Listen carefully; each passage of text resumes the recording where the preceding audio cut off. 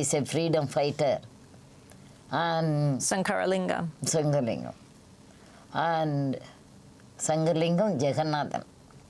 My husband's name is, father name is Sankaralingam. His name is Jagannathan. So he left the college when there was a call from Gandhi, come and join the movement. At the age of 18, he went and joined Gandhi. So many times he went to jail. And his work in the movement is just organizing the youth to send to jails. But when they were in jail, they know freedom is going to come. And in the jail itself, they used to discuss about it. What about the freedom to the people who are working on the land? How did you end up marrying? He was a high caste, upper caste Indian, and you were born into the lower caste. It's hard to even say it, to categorize people in that way. But it is there now, and what can we do? But he is elder to me, but I couldn't go and meet him like that. But luckily, he was working with G. Ramachandran, a freedom fighter, a great leader. And his wife, Dr. Soundaram Ramachandran, a Gandhian, she adopted me as a daughter. And so these people arranged our marriage. That's all. Dr. King, Dr. Martin Luther King, stayed in your house. When was that? Not in my house, in our ashram. We have Gandhigram in Madurai district.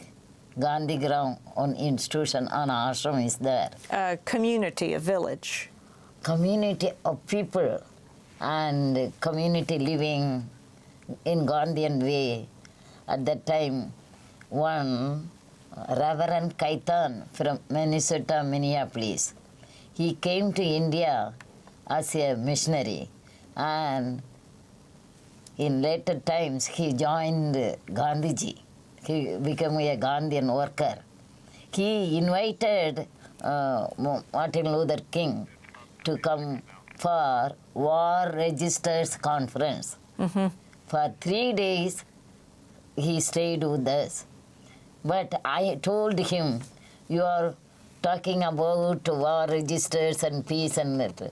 What about the village? You just go to one village, you can see how the people are, untouchables are living. Just outside the village they are living. And they are bonded laborers to the landlords. You go on. So he went and visited the villages, and he started to talking about the untouchables in India. Like that, I had the privilege to prepare food for him. What did you prepare for him? Dosa. I prepared for him. How do you think the Indian government needs to challenge how Dalits are treated today? You see, now lots of changes there, but the caste system is very deeply rooted in their minds and heart. So all the time, with the hatred only there is conflict between these two groups. Last month, it was very sad to tell you. And in law college, there was clashes between the scheduled caste students and the upper caste people.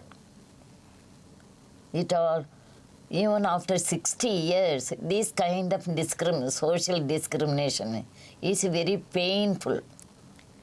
Explain how you've challenged the landlords, how you would go to their houses and just sleep outside to negotiate the giving of land back to the people, to the Dalits, to you see, cultivate. When I went to 1968 it was a surprise to see. It is a fertile land.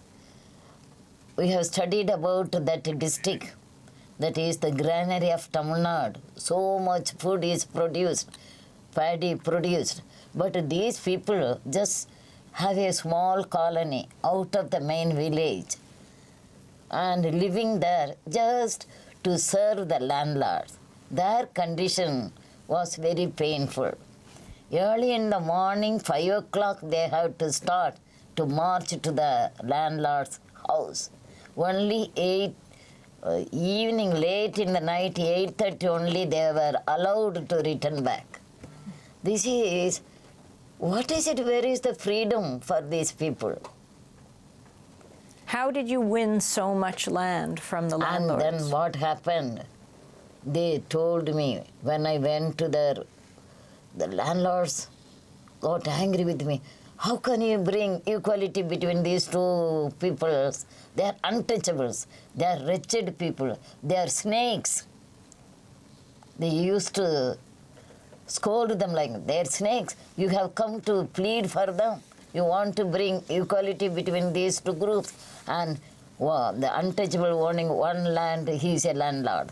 And I am having 10 acres of land and then landlord. So the landlord, equality you want to bring, so you go out. Then I just take it and think it. One day I will change it. One day I will change it. No conflict with these people. No compromise. But one day I will conquer. That is, I used to deeply thinking. But then again and again I will go on. You have so much land, why not to give to these people?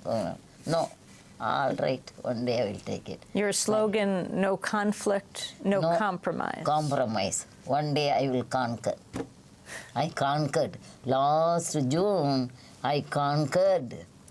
How? First, when these people are threatening me, so many times they used to threaten me with the weapons. You know, this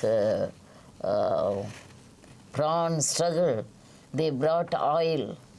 Early in the morning, walking in the street, they wanted to pour the oil and set fire.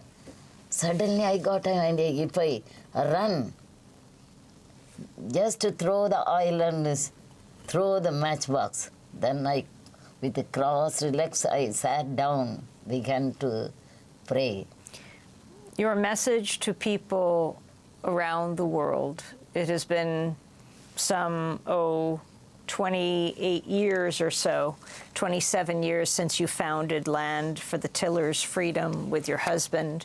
You've won over 13,000 acres for the most impoverished people of India. And you see, last June, it was a thrilling experience for me. I decided I should take all the lands from the landlords who involved themselves in the killing. It happened. They brought all the documents.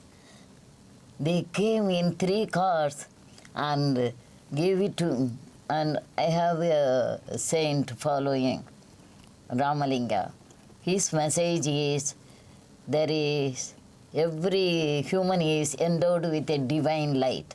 So I used to say to my sisters who are working on the land, don't think you are dirty people, don't think you are untouchables. God has given you the divine light. You are very precious. You have got the treasure in your heart, the divine light. So you must come forward to this fight. Like that. So these people brought all the documents and placed it in front of that saint in our prayer room. And so, Amma, now we understood you. You are for a common cause. You suffered a lot. We gave you so much trouble. But you take it. But no retaliation. You are very kind. You are our mother. So they have given all the lands. like that. Now they are cooperating. Not only that, after 4 days, I got a letter from them. Now we wanted to give you a very big house for your work. They gave it to me. Like that, in that area, I have succeeded. But what I mean to say, because of this award in the international level, my work is recognized. But what I mean to say, a joint effort, a united effort of all the people in the world, we should put an end to this social discrimination.